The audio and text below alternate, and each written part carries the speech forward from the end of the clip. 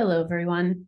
My name is Sherri Rademacher, and I'm here at St. Cloud State University. I work with CDAD, the Center for International Disability, Advocacy, and Diplomacy. CDAD's purpose is not focused on job placement, but instead we advocate for equal access for human rights, both at the local and national level.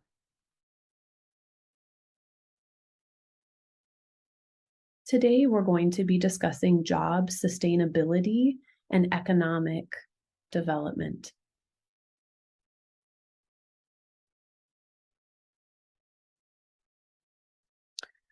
Regardless of a deaf person trying to get a job in a deaf or hearing-based business at a local or national level, we need to be focusing on those goals that help get them employment. As an example, if a deaf individual would want to work in an information technology role, there may be hearing people who don't believe that a deaf person could hold a job in that field. But you need to be able to advocate for your own skills and abilities and interests. It's important for you to be able to notify these potential employers that you can successfully hold this job. Here are some examples of how that might work. Someone in the information technology field may have to tell their employer that they would need to use Google Meeting, use VRI or VRS interpreters, hold Zoom or Skype meetings. There are multiple facets that we can use to have that be successful. Deaf-blind individuals may have an SSP, support service provider, come with them for their first few days at the job. The employers may think that they live with an SSP all of the time, but that's not the case. That SSP is only going to be there for the first few days to help that deaf-blind individual be familiar with where the bathrooms and the office and the steps are in the building. But after those first few days, that employer can show up independently. Those are the kinds of things you need to tell your employers. And then an individual in a wheelchair, an employer may look and think, oh, I don't know that a person in a wheelchair could work here, which is not the case. Now here where we live in the winter, we have lots of snow and ice. So that may be something that you would need to tell your employer, I may not be able to show up to work until the roads are plowed. Or I could work from home if we have that technology available here. Those are kinds of things that help the employer know that you're marketable.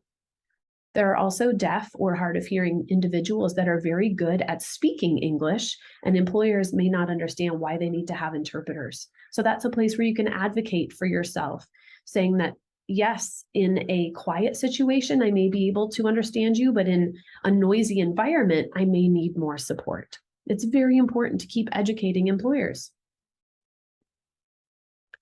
All the accommodations that you can think of that you may need, you need to notify your employers. Another example of this may be closed captioning for videos that are going to get shown during your work hour. They may not have any idea that that's something that they can put up for you. And even when an interpreter is provided, it's good for you to be able to notify the interpreter how much or how little you need the interpreter. Do you want them interpreting videos? Would you rather read captions? Make sure you notify the interpreter what you need. Sometimes workplaces will offer meetings for their employees and think that the deaf people don't need to be there. So if you'd like to join in, you need to notify them. That's when you may find out about company changes and be able to offer that ideas that you have available. That's how you build rapport with your workplace and a sense of belonging. Another piece of assistive technology may be a telephone. It's really important for deaf people to be able to have a phone in a private office to be able to have private conversations, just like other hearing individuals in the workplace. Fire drills or lockdowns that may happen at work. There may be emergency situations like that, and you need to make sure to advocate for yourself that that information gets sent out at the exact same time. There shouldn't be deaf people getting emergency information later than those that can hear. And when those lockdowns or drills are over and it's safe for everyone to re-enter the building, that information also needs to be notified to individuals, both deaf and hearing at the same time. I now have a video for you to be able to view that is of the Googleplex and some deaf people that work there and what their work situation is like. So take a look at this. Just know there are many people who work for Google, but that doesn't mean that their work environment is perfect. Different supervisors have different levels of knowledge about what they need to provide, and deaf individuals vary in what they need for services. So don't think that just because other deaf people work at a business that it's going to be a perfect place to work. Something else to think about would also be written instructions or contracts, things that you may need to read over and then sign. If you ever feel like you'd rather have that written English information put into sign language, you can always ask. Just tell your supervisors that you'd rather have that interpreted first before you sign anything or be expected to follow that. That can be done with a VRI or video relay interpreter or live interpreter as well. It's really important for you to be able to talk to your supervisors about anything that you would need to be able to have you have the same access in your job so that deaf people can be available for job promotion and mobility. Welcome to Googleplex. I'm Sam Sefa. I'm in Human Resources Project Management here. I'll show you some of the neat stuff around the campus, including events, activities, resources, and the people here. I'll show you what it looks like here.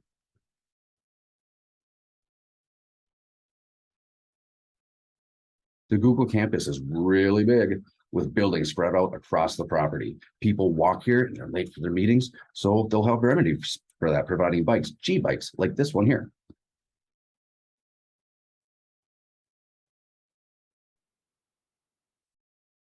Google permits us to bring pets to work, to the office, team meetings, anywhere on campus.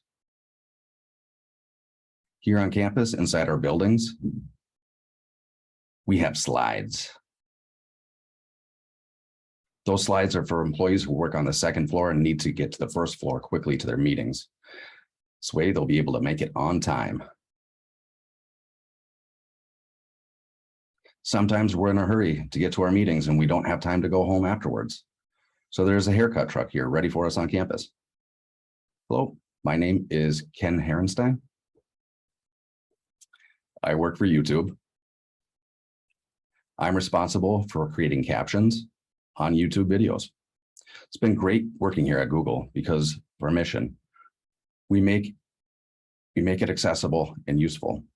My name is Ken Burns. I've worked at Google for 3 years. Currently, I'm the manager of phone testing operations and reliable hardware. I have a team of interns working under me, like Canyon. Hello, my name is Canyon Pappy.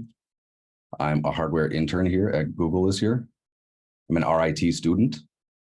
I just finished my 2nd year there. The accessibility here is just amazing. It's really awesome that I can communicate with everyone here. Working here at Google is great because I have full access to communication through interpreters here every day. We can give great opportunities for engineers to learn how to communicate effectively. Included in my responsibilities is running a global team consisting of people in Europe, the United States, Asia, and other places that support 1,100 people. I enjoy working with the Google team. My job is to make sure things run smoothly. We want our team to be able to enjoy their breaks. Maybe a half hour, they can play volleyball or other games that we can play here on campus. Google has a view of repurposing trees and grass that we cut down on campus. How do we reuse them? Trees that are cut down can be repurposed into benches so that people can enjoy working outside here while hooked up to their Wi-Fi.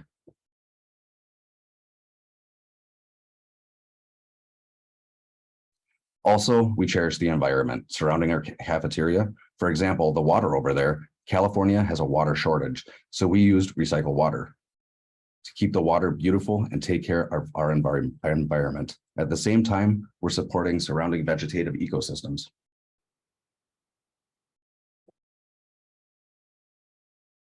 The reason why we have food trucks on campus is because sometimes the cafeteria becomes crowded. The line sometimes can fill the room. Instead, we set up food trucks offering different flavors and experiences while interacting with our teams. outside of the cafeteria. That's pretty cool, huh? There's about 45 cafeterias on campus. The cafeteria, our employees can enjoy their breakfast, lunch, dinner. Even during some of the weekends, they allow us to come here and offer free services. So we can come here and experience different facets of the company outside and inside our cafeteria and are able to work within the environment. My advice to companies who are interested in hiring deaf people and hard of hearing would be simply just hire them. Start off with 1 and then try 2, 3, 4, 5. In any capacity, it doesn't have to be very specific. Even if your business is technology, hire non-technical people. It's fine. Also, make sure you work with the deaf people. Be open to ideas and feedback. Make sure your workplace is accessible so it's easy, and provide workplace accessibility in your company is easy. They can spread the good word, resulting in flooding of potential job applicants. Your business will grow through the emphasis of diversity.